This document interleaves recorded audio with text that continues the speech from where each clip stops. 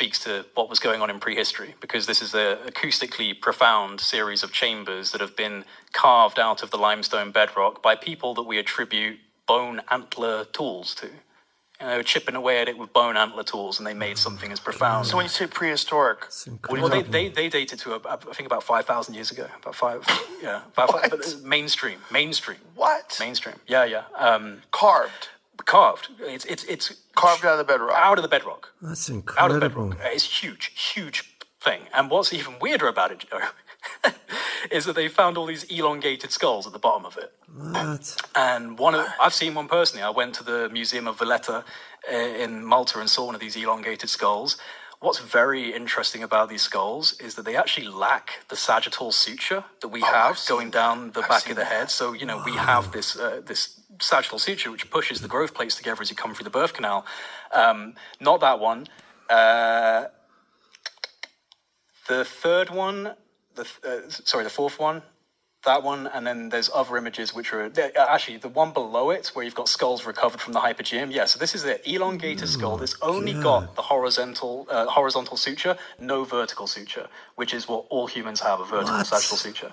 Now, apparently, hundreds of elongated skulls were discovered in the Hypogeum, but only a couple of them are on display in Valletta. And I've got a couple of friends who are in, have you heard of the Knights of Malta? No. It's a kind of a secret order, a bit like Freemasonry. It's spawned from the Vatican. The Vatican basically threw these people into Malta and said, fuck off and go do your weird stuff over there. But now it's a very connected, kind of like with the Vatican order, the Knights of Malta. A very powerful group. Very much in the geopolitical world stage.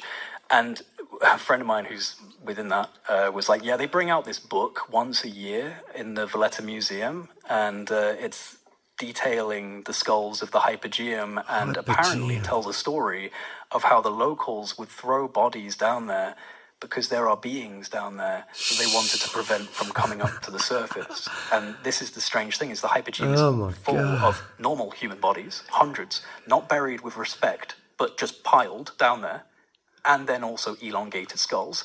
And the story is, according to this very ancient book they bring out and put out once a year, you have to be lucky to catch it.